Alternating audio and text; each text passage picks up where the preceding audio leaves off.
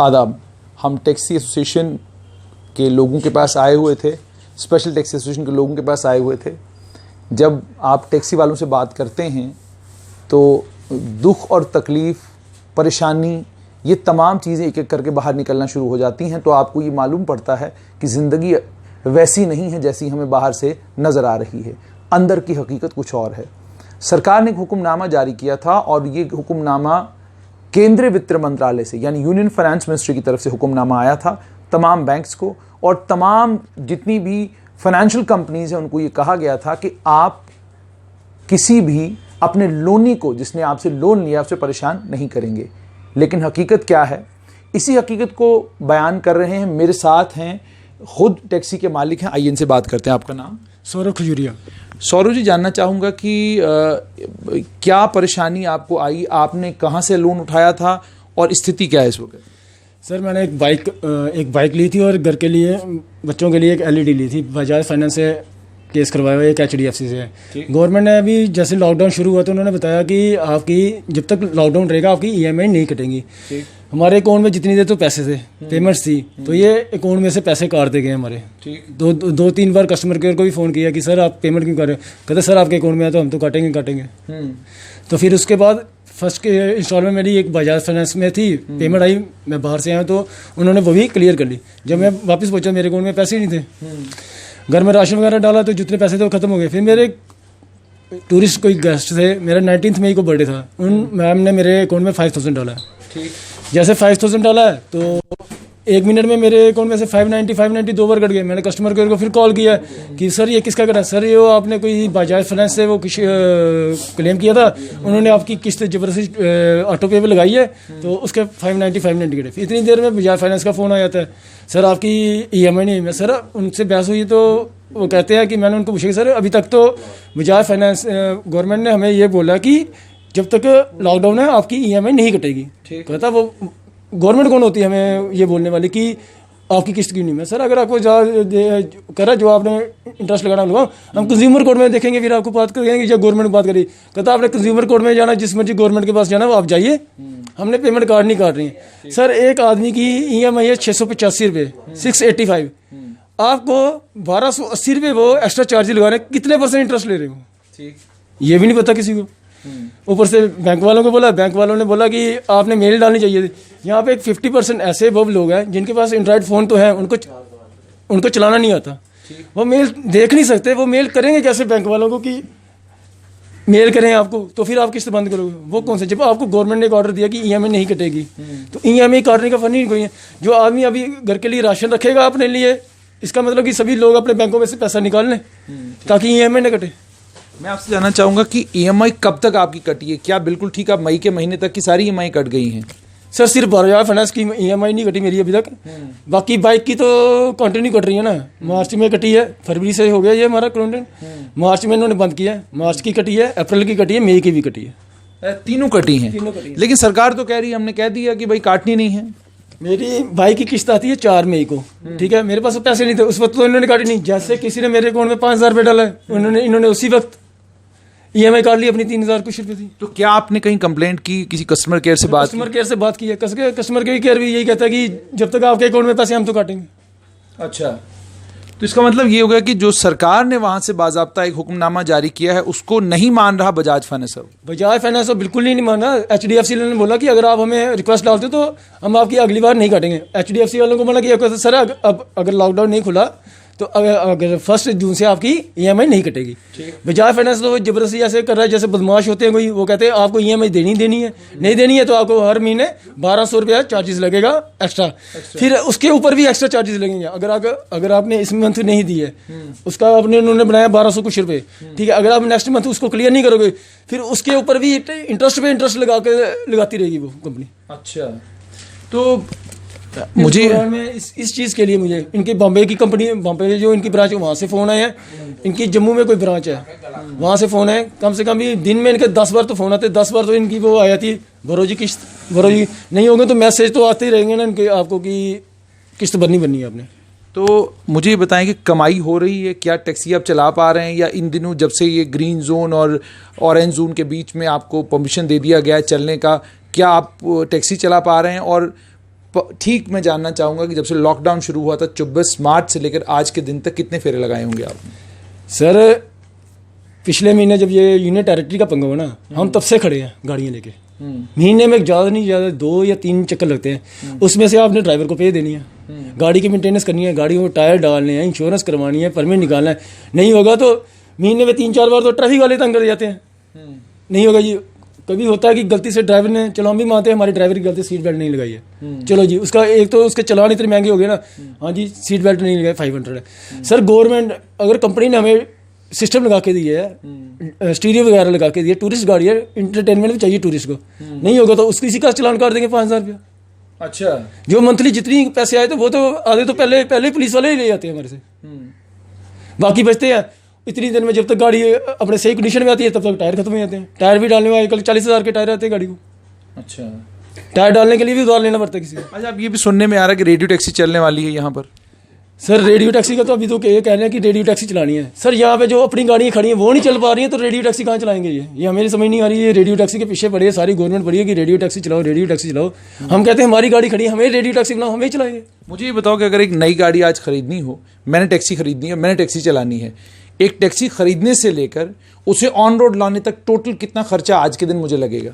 Sir on road पहले होता था कि हम थोड़े हम ही ड्राइवर थे, 2-3 साल 4 साल गाड़ी इकट्ठी कर चला के किसी के 2,000 रुपये या 3,000 रुपये महीने के पे जमा कर कोई 2-3 लाख रुपए में हमारी गाड़ी बन जाती थी। गवर्नमेंट ने पहले परमिट बंद कर दिए, परमिट ब्लैक होना शुरू हो गए। एक परमिट गाड़ी को लगाना 2.5 लाख रुपये लग रहा है सूद। उसके लिए क्या करना पड़ता है? पहले पूरी गाड़ी खरीदो। गाड़ी जिसके पास पुरानी होगी वो उसके रेट ही बहुत आई हैं, किसी ने परमिट उतारना, परमिट दिखाने के बाद कबाड़ी को देने में आओ 40-50 हज़ार रुपये गाड़ी का वो कबाड़ बिकता है।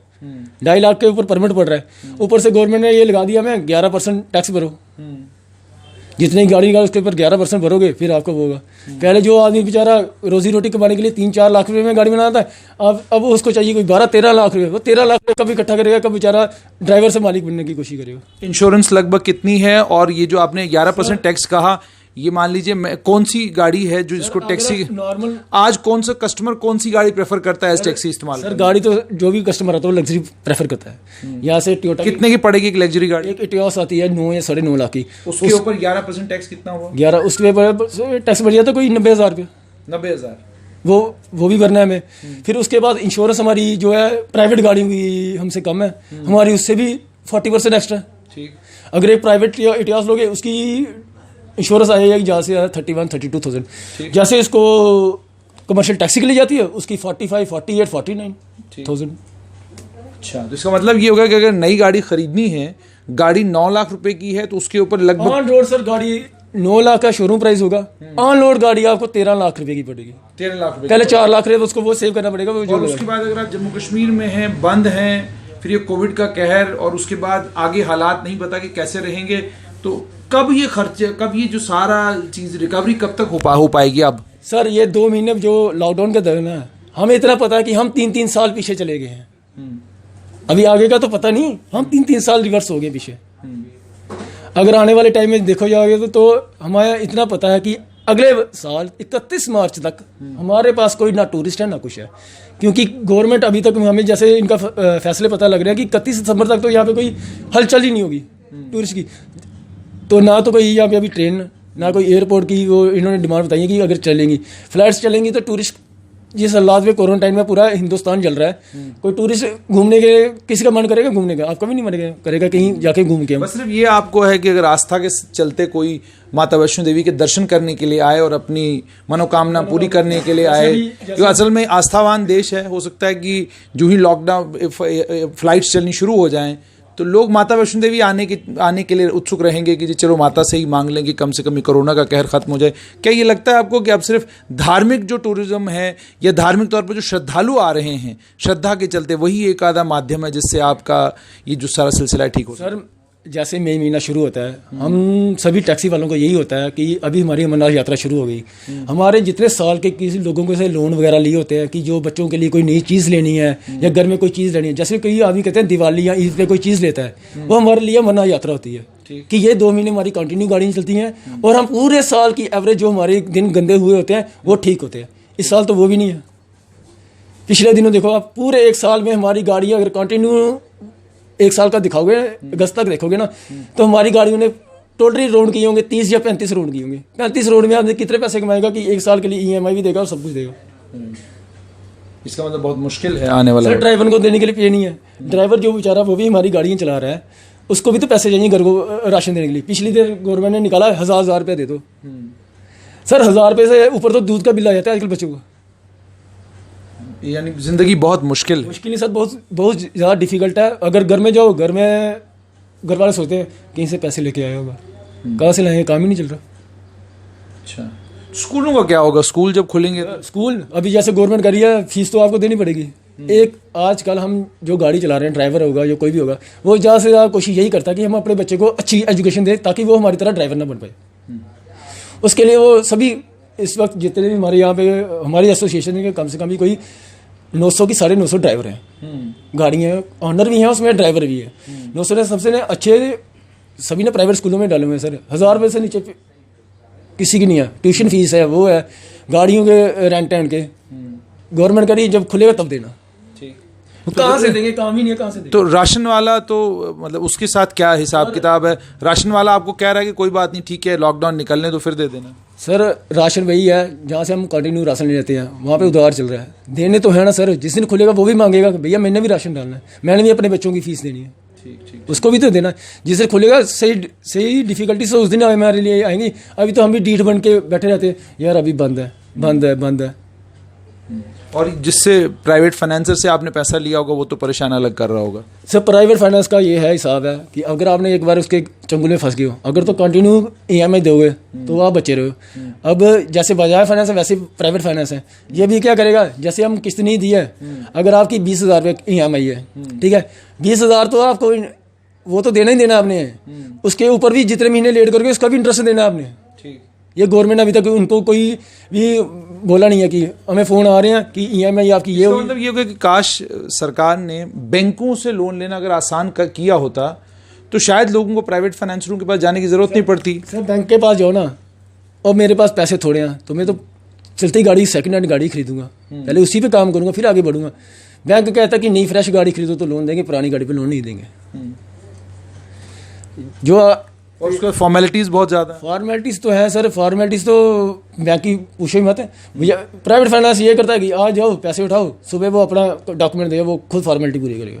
अच्छा, पहले बैंकों के पीछे 2 महीने तो आपको चक्कर लगा के थक जाओगे कि फॉर्मेलिटी पूरी होगी आपसे। फॉर्मेलिटी पूरी होने से पहले बाद में वो सोचेगा इससे कुछ मिल जाएगा नहीं मिल जाएगा। ठीक, जितना बड़ा लोन बड़ी गाड़ी निकालोगे उतने वो पैसे सोचेगा कि कुछ ना कुछ तो मुझे मिलना ही चाहिए यार। यानी इस लॉकडाउन के ख़त्म होने के बाद आपको दोबारा से जब ज़िंदगी शुरू करनी है, आपको अपने परिवार के बारे में, बच्चों के बारे में, सबके बारे में सोचना है और दोबारा से, यानी ये यूँ मैं कहूँ कि नई शुरुआत होने वाली है। सर शुरुआत तो नहीं होगी अगर हम आपको ना अपनी गाड़ियों के डॉक्यूमेंट्स निकाल के दिखाएं ना। गाड़ी की इंश्योरेंस ड्यू हो गई है 3 मई की, हमारे पास पैसे नहीं है कि इंश्योरेंस वाले फ़ोन कर रहे हैं कि सर ऑनलाइन पेमेंट कर दो, ऑनलाइन पेमेंट कर लो। इंश्योरेंस है सर गाड़ी की, नॉर्मल गाड़ी की जो 2010 मॉडल गाड़ी है ना, 11 मॉडल गाड़ी है, 10 मॉडल की गाड़ी की इंश्योरेंस है 36,000। फ्रेश गाड़ी की इंश्योरेंस जो अभी करवाई है उसकी तो 56,000 है, 56,000 रुपये। 56,000 रुपये सोचते सर, 5,000 रुपये अब मंथली हमें निकालना है सिर्फ इंश्योरेंस के लिए।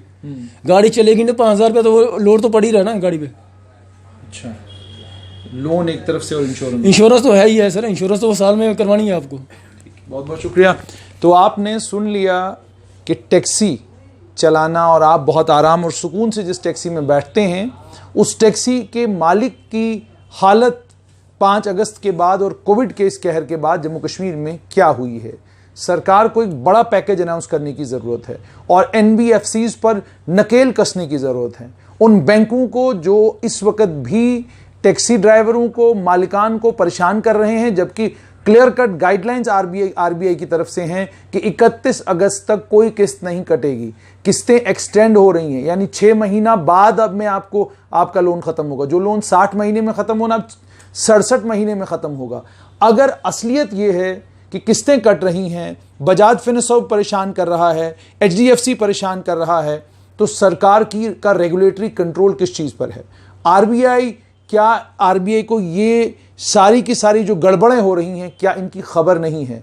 और क्या आपको नहीं लगता कि जम्मू कश्मीर का टैक्सी वाला हो, जम्मू कश्मीर का शिकारे वाला हो, जम्मू कश्मीर का होटल वाला हो, जम्मू कश्मीर का कोई भी कारोबारी हो, क्या आपको नहीं लगता वो 80 करोड़ 1000 करोड़ का पैकेज जिसकी बात आज से कई साल पहले केंद्र सरकार ने की थी, उस पैकेज को इन तमाम लोगों के लिए खोल दिया जाना चाहिए ताकि ये सर्वाइव कर सके, वरना आने वाले दिन जैसा आपने खुद इनसे सुना, इनके लिए बहुत मुश्किल है।